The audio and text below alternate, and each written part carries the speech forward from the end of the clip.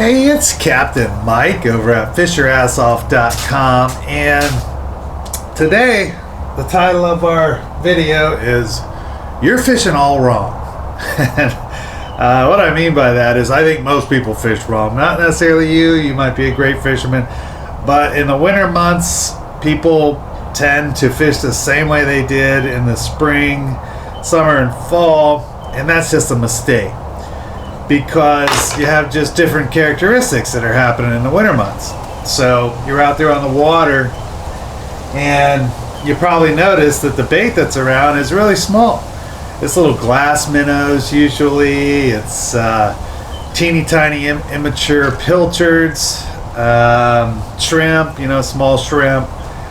Just really, things are smaller. There's very few big mullet, and there's no finger mullet around, at least in my area. I'm on the Treasure Coast of Florida, so you have smaller forage for the actual species, right? We all know that fish are cold-blooded.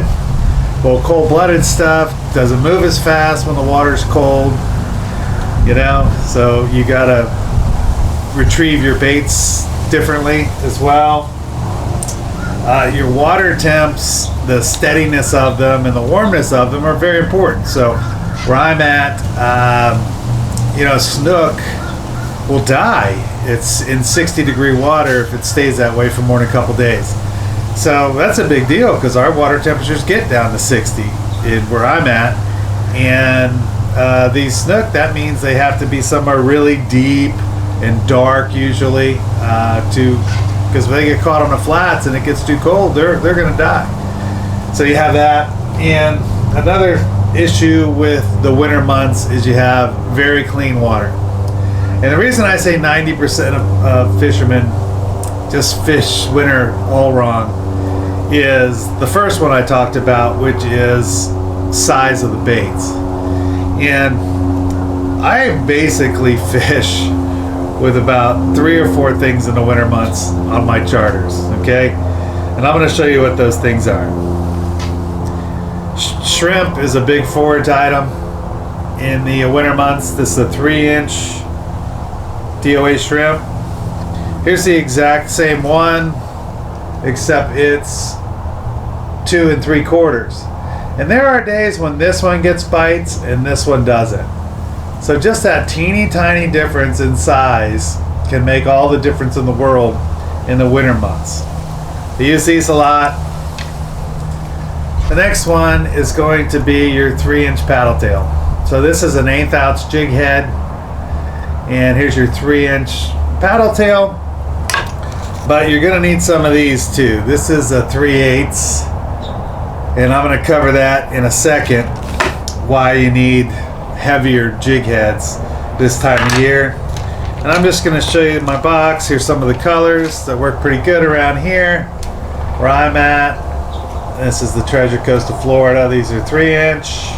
These kits are like $50, and you get, I think, like 50 shrimp, 48 shrimp, something like that, from DOAlures.com. I'm not sponsored by them. I just like their stuff, and they're local. And here's the 2 3/4 inch. But I would suggest getting a bunch of these, at least in my area. I don't know. I would assume it works up in Jacksonville. I would assume it works down in Miami. And then this is another great lure when you're fishing in deeper structure for like snook and redfish and flounder this time of year. These are the DOA Terrorize. And last, and certainly not least, these are the Gulp 3-inch swimming mullet. There are days when none of this other stuff gets any bites, and this just kills it. So these are well worth it. These, and you get these tubs, they're like $20 for these. So that's it. You probably noticed something. They're all little. My biggest lure is 3 inches, and these say 3 inches, but they don't look it because the tail, they count the tail when it's unwrapped. So these are really only about 2.5 inches when you really think about it. So that's my lure range in the winter months, and I think a lot of people do that wrong. they want to go out there and they know, well, they think big lures catch big fish. And that's really true when there's big bait around, for sure. And I'm not saying a big trout would need a big lure in the wintertime, because they would. But for the most part, you really, really need to downsize all your stuff. All right, so that's number one. Downsize it, because all the stuff that they're eating is little. Most of it. They're cold-blooded. What does cold-blooded mean? Okay, well, you have to slow things down. And when I say slow things down, all right, here's a trout retrieve. I mean, most people would have a similar trout retrieve. So you cast it out, and this is in a hot mud. Bam, bam. You know, you're really using a lot of tip. Bam, bam. Letting it fall, because they hit it on the fall most times. Bam, bam. Hits the fall, set the hook. Okay. So in the winter months, that retrieve might be different. You cast it out, and it's more of a, you know, not bam, bam. It's just more of a, and then they let it fall. All right? Slower retrieve. Just keeping it moving, but the slower retrieve. All right? In the summer months, if you're fishing, say, 2-3 feet of water for snook, and you have one of these paddle tails or something, you're casting it out, man, you're really keeping that thing moving. It's like this. You know, you're really, really keeping it moving. Where in the winter month, that same snook wants to retrieve more like this. You know, you really don't want to have it going that fast. So that's the same with all of them. So just slow whatever it is you used to do down, as long as you retrieve caught fish in the summer. Just slow it down, and I think you're going to catch more fish. And I think, again, 90% of people, no, man, this is how I cast, this is how I retrieve, and it catches fish. Well, if you slow it down in the winter months, you're going to catch more fish. So water temperatures. All right. So fish need steady water temperatures, or they want it, you know, when it's cold, they're looking for steady, stable, where they're not going to die, you know, a snook or something like that.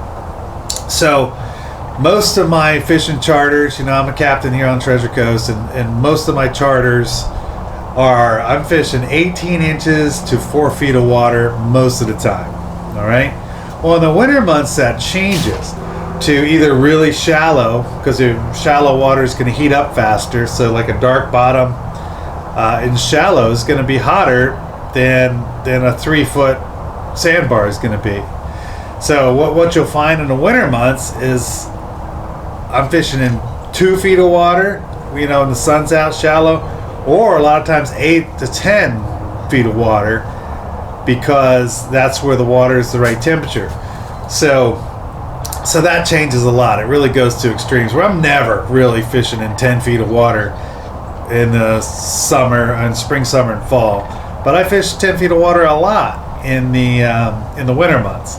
So that's one of the changes I think you got to think about. So your good spots that are in 3 or 4 feet of water, the rest of the year aren't going to be good spots, probably in the winter months. You're going to be either super shallow or deeper than expected, and that's why you need heavier jigs. If you're one of those 3-inch paddle tail people, and a lot are, and why wouldn't you be? They catch everything. You're going to be switching from your 1/8 ounce. Well, you might have one rigged up with an 1/8 ounce when you're fishing 1 or 2 feet of water, but your other paddle tails are going to have a 3/8 or something like that on them, so you can fish down real deep. And around me on the Treasure Coast, it's pretty hard to go wrong with this is a glow, but glow or pearl or anything light works great. And then I like something with a dark back a lot of times. It's silver with a dark back. I don't know what this is actually. What it's called? Maybe I don't know what that one's called. Greenback. I don't know what it's called. And lastly, clean water. All right. And what I mean by that is, because the water is just so much less rain, because it's the dry season, so there's not a lot of fresh water mucking up the water. So this is that time of year where it's, you know, you maybe use an 18-inch leader, you know, most of the year. Go bigger, you know, go as big as you can cast, actually, and downsize it if you can. I know if you're snook fishing, you're going to lose a lot of snook unless you have 30 pound on there, just because they'll rub through it. But really downsize this if you can. You know, if you could get away with 20 or even 25, if you're snook fishing, you know, do that. And when it comes to trout, you don't really need a leader, so maybe just have, you know, tied to your braid a 10-pound leader or 12-pound leader, something like that. And same with your redfish, you know, or and flounder. So downsize as much leader as you can, just because they're much more apt to see it, because you're moving your lure more slowly. They can get a better look at it, and the water's cleaner. So lengthen your leader and downsize your leader if you can, and that way you won't be in this club where you're fishing the winter all wrong. You don't want to be that guy. So if you follow these, I can pretty much guarantee you're going to catch a few more fish anyways. I mean, I'm freezing right now. I don't know what it is outside, like 50 degrees. But all of us denizens of Florida, including the snook, you know, we don't like this cold. We like it when it's hot. And you really got to start thinking about how these fish want it this time of year. And granted, our winter is like 2 months, at least where I'm at, where it's cold for basically January and February. But those 2 months, you're going to have to switch it up if you want to catch more fish. So that's it. I thought this would be something that might help you. And until next time, I'll see you then.